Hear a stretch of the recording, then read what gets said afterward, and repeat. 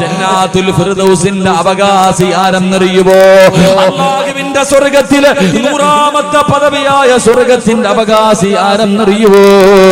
അത് അല്ലാഹുവിന്റെ പ്രവാചകന്മാരാ.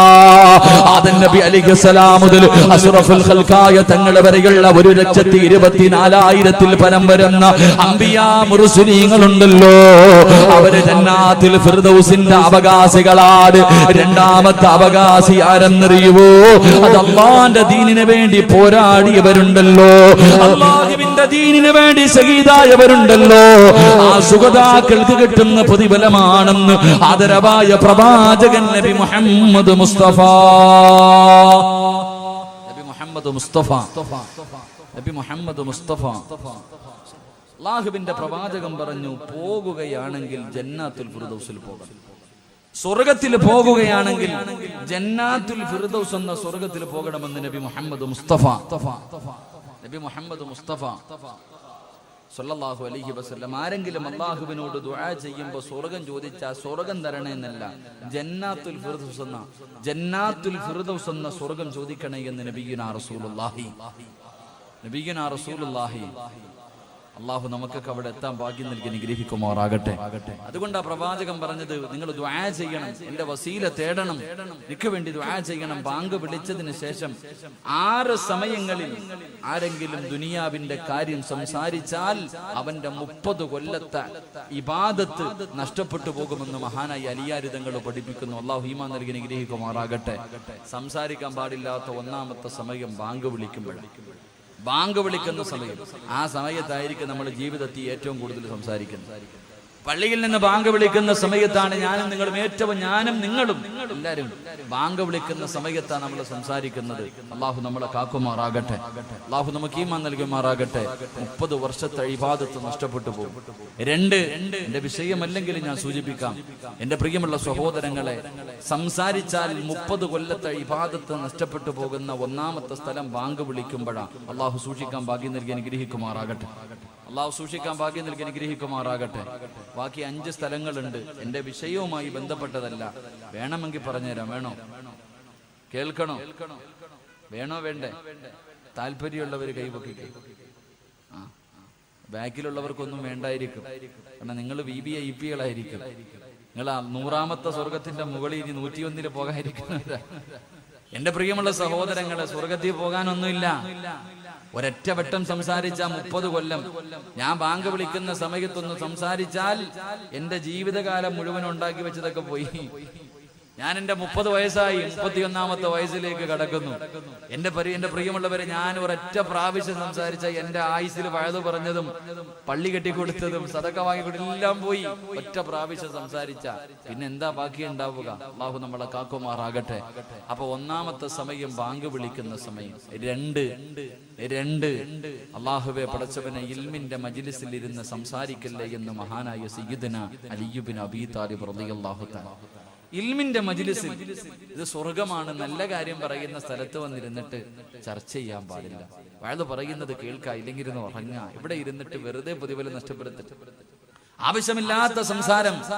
പടച്ചവന് ചെറുപ്പക്കാരൊക്കെ പറയാറുണ്ട്, ഉസ്താദ് വയതിന് പോകുമ്പോ ഈ മൊബൈൽ ഉപയോഗത്തെ കുറിച്ചൊന്ന് പറയണം. അവിടെ ഇരുന്ന് വാട്സപ്പ് പ്രയോഗം നടത്തുന്നവരാ അല്ലേ?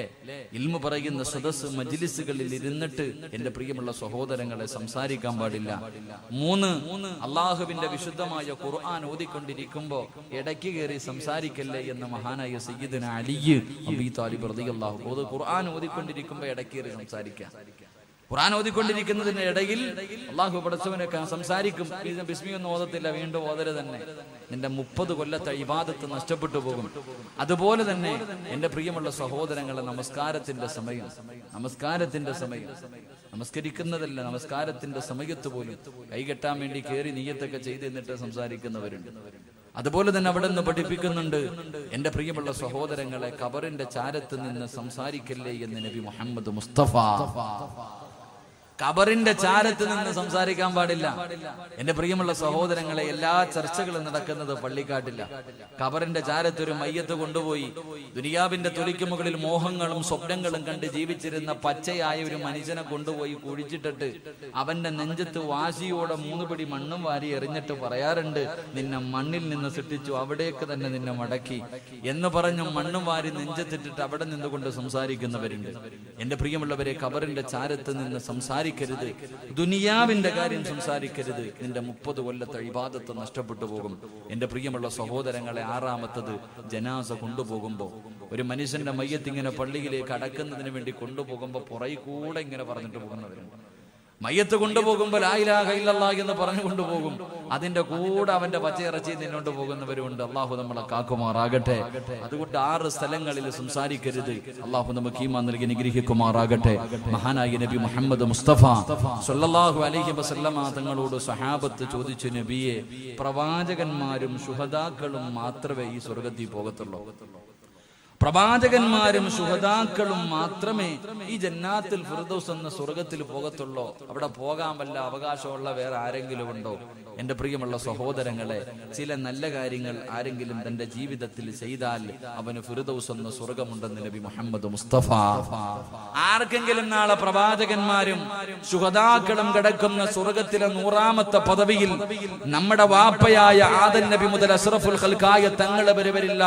ആ ലക്ഷക്കണക്കിന് പ്രവാചകന്മാരുടെ കൂടെ നടക്കാൻ നിനക്ക് ആഗ്രഹമുണ്ടോ? ചില നന്മകൾ നിന്റെ ജീവിതത്തിൽ ചെയ്താൽ നിനക്ക് എളുപ്പമായി അവിടെ എത്താൻ കഴിയുമെന്ന് നബി മുഹമ്മദ് മുസ്തഫ സ്വല്ലല്ലാഹു അലൈഹി വസല്ലമ തങ്ങൾ പറഞ്ഞു തരുന്നു. ആ എളുപ്പ വഴി നമുക്ക് പഠിക്കാം, ജീവിതത്തിൽ പ്രാവർത്തികമാക്കാം. അള്ളാഹു തൗഫീഖ് നൽകി അനുഗ്രഹിക്കുമാറാകട്ടെ. അവസാനം ഇവിടെ നിന്ന് പിരിയുമ്പോൾ ഞാനൊരു എളുപ്പ വഴികൾ പറഞ്ഞു തരാം. ഒന്നുകൂടെ കൂടിയാൽ മതി. നമുക്ക് ഇവരുടെ കൂടെ പോകാൻ, അവിടെ എത്താൻ ഒരു എളുപ്പ വഴി, ഒരു ഷോർട്ട് കട്ട് പറഞ്ഞു തരാം. ഇൻഷാ അല്ലാഹ് ജീവിതത്തിൽ ചെയ്യുക. അള്ളാഹു ഭാഗ്യം നൽകി അനുഗ്രഹിക്കുമാറാകട്ടെ.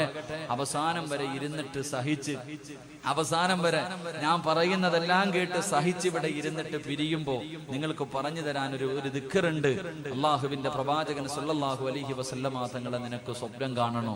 നമ്മുടെ മോഹമാണ് ഈ ദുനിയാവിൽ നിന്ന് കണ്ണടയുന്നതിന് മുമ്പ് അള്ളാഹുവിന്റെ പ്രവാചകനെ സ്വപ്നം കാണണമെന്ന് ആഗ്രഹിക്കാത്ത മുസ്ലിം ഇല്ല. ഖബറിനകത്ത് കിടക്കുമ്പോ അവിടെയും നിനക്ക് പ്രവാചകനെ കാണാൻ കഴിയും. ദുനിയാവിൽ ജീവിക്കുമ്പോഴും പ്രവാചകനെ കാണാം, ഖബറിനകത്തും പ്രവാചകനെ കാണാം. നാളെ പരലോകത്ത് പ്രവാചകന്റെ സഹായം നിനക്ക് കിട്ടും. നാളെ സ്വർഗത്തിൽ ജന്നാത്തുൽ ഫിർദൗസിൽ പ്രവാചകന്റെ കൂടെ നിനക്ക് കടക്കാൻ കഴിയുന്ന ഒരു ദിക്ർ ഞാൻ പറഞ്ഞു തരാം. അതെല്ലാ ദിവസവും നീ പറഞ്ഞാൽ അള്ളാഹു നിനക്ക് അതിനുള്ള ഭാഗ്യം തരുമെന്ന് നബി മുഹമ്മദ് മുസ്തഫ. ഒരേ ഒരു ദിക്ർ ഞാൻ പറഞ്ഞു തരാം. ഈ ദിക്ർ പറഞ്ഞാൽ കിട്ടുന്നത് ദുനിയാവിൽ റസൂലുള്ളാഹിനെ നിനക്ക് സ്വപ്നം കാണാൻ കഴിയും. ഖബറിനകത്ത് പോകുമ്പോ നിനക്ക് അതിനകത്തും കാണാം, റസൂലുള്ളാഹിനെ കാണാൻ കഴിയും.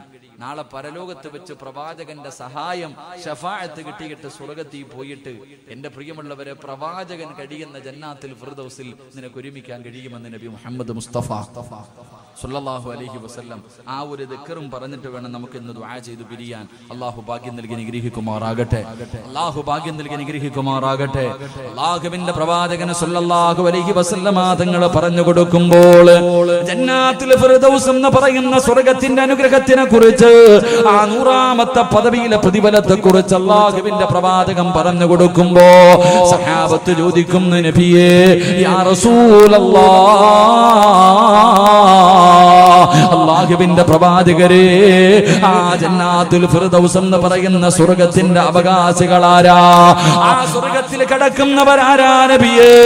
ഏത് നന്മയാ നബിയേ? ഏത് നന്മയാ നബിയേ? ഒന്ന് പറഞ്ഞു തരുവോ നബിയേ?